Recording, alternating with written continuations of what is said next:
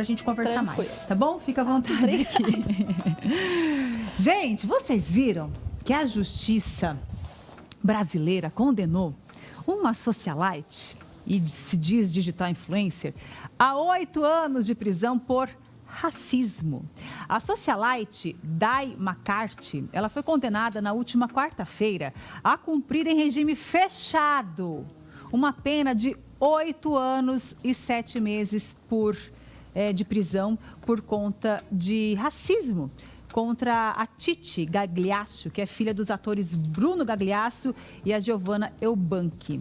Olha, eu acredito que isso aí a gente vê uma esperança no fim do túnel contra, né, essas pessoas que são racistas, que cometem esse crime, porque racismo é crime. Quem conversa com a gente sobre este assunto é o Ronaldo de Almeida Barretos, que é advogado criminalista. Doutor, boa tarde, seja muito bem-vindo aqui no nosso Vitrine Revista, viu? Boa tarde, muito obrigado. Fico feliz e honrado com o convite. Doutor, que vitória, né? A gente tem que comemorar isso, porque realmente é histórico na nossa justiça brasileira. A gente sabe que é tão demorado os processos, né? E ele reclamou, o Bruno ainda falou que demorou todo esse processo. Não foi assim da noite para o dia, né? Sim, é demorado, principalmente na justiça brasileira, onde nós temos um altíssimo nível de processos sendo protocolados diariamente. Até brinco, quando eu fui assessor de juiz criminal aqui em Londrina, nós recebíamos mais de 300 processos por dia. Por dia? Então não tem como nós eliminarmos tudo. Dar conta de Dar tudo conta também. de tudo. Não é nem por falta de vontade, é um pouco Não, não. mais realmente pela quantidade de Exato, processos que exato. existem. São muitos processos criminais, civis, né, independente da área, em todo o nosso Brasil. E o caso, né, que nos trouxe aqui hoje de racismo contra essa influencer, que se diz influencer. Se diz, né? é uma louca. Infelizmente, se diz influencer. Porque, gente, a menina atacar, assim, a pessoa. E depois você entra no Instagram dela, ela ataca todo mundo. Ela falou de outros famosos também, metendo o bedelho na vida. É que, na verdade, as pessoas acham que as redes sociais, a internet, é um mundo de ninguém, né? Assim, tipo, que não tem condenação, que pode... É terra de ninguém, né? Ela até alega, né, na defesa dela, que o vídeo onde ela proferiu ofensas contra a Titi, né, a filha do Bruno e da Giovanna, era para um grupo específico do WhatsApp. E que esse vídeo viralizou nas redes sociais que não seja o WhatsApp. Mas, independente de ser no WhatsApp ou de ser na rede social Instagram, Facebook, assim por diante, ela cometeu o crime. Tanto que ela confessou, né, em várias entrevistas, em 2017, quando foi proferidas as ofensas, que ela realmente era racista e que ela não tinha problema nenhum em falar isso, que era uma questão dela até mesmo da infância. Quando ela tinha 7 anos de idade, ela não sentava perto de crianças negras e ela não se sentia bem, que é uma coisa que ela tem que mudar. Que ela tem que... Agora, doutor... É que as pessoas muitas vezes falam assim, mas eles são artistas, né? Eles conseguiram ter esse resultado nessa ação.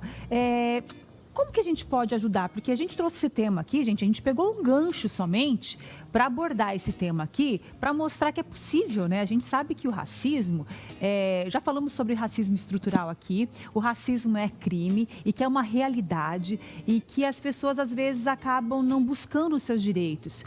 Quando que a pessoa se sente, né? O negro, o preto se sente atingido?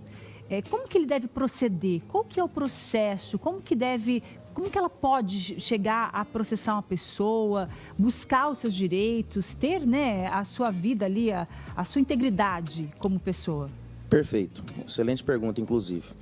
Nós tivemos uma recente alteração em nosso ordenamento jurídico, a partir de 2023, com o presidente Luiz Inácio Lula da Silva, onde o crime de injúria racial, que ele é específico a uma certa pessoa por questões raciais, étnicas ou religiosas, diferente do racismo, que é em relação ao grupo de pessoas, em relação à raça mesmo. Você não aceita aquela raça ou aquela etnia ou aquela religião porque você se considera superior a ela.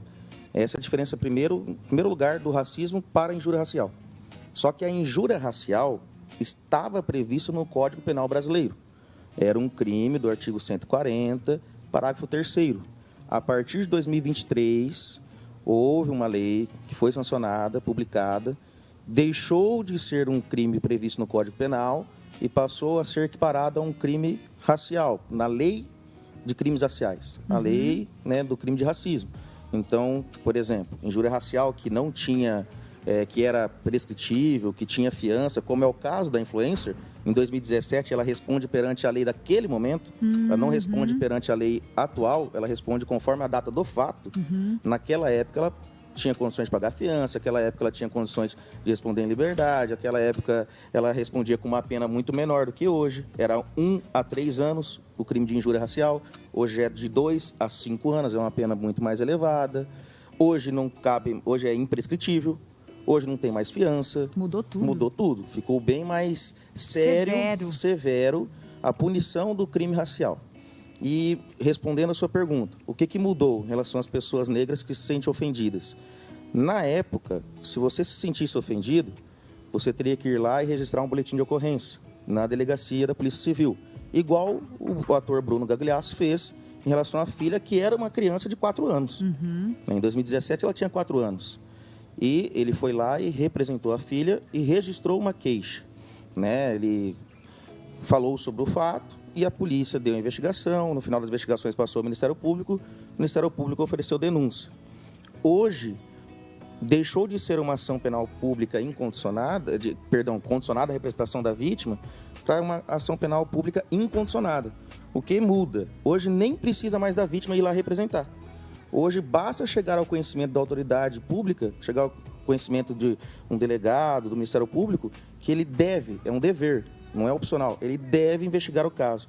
E se no final da investigação chegar ali à conclusão de que existem indícios suficientes de autoria e materialidade, ele tem que oferecer a denúncia.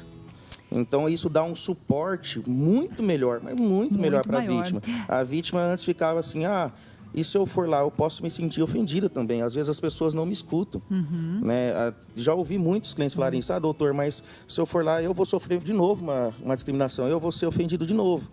Não, hoje ele passou de uma ação pública condicionada à representação da vítima, condicionada, já fala, né? Uma condição é que a vítima vá lá e represente, para uma ação pública incondicionada. Não tem mais. Não tem como. Não tem como mais. Já aconteceu o problema ali, jogando, você vai ter que pagar. Para ficar mais claro para o público de casa. Mais objetivo. O caso da influencer. Ela viralizou na rede social em 2017 o vídeo dela ofendendo a Titi, né, com ofensas bem fortes, xingando a filha do Bruno e da Giovana de macaca, falando que ela tinha cabelo equiparado à vassoura, boca de negra, nariz de negra.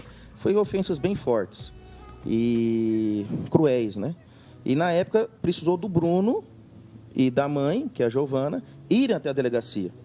Se fosse hoje esse mesmo fato, essa mesma situação, não precisava nem do Bruno mais, nem da Giovana irem até a delegacia, porque isso já chegou ao conhecimento da autoridade policial, já chegou ao conhecimento da autoridade pública. Eles são obrigados a investigar. Só para a gente finalizar, doutor, mas, por exemplo, assim, ali a gente tem o fato do vídeo.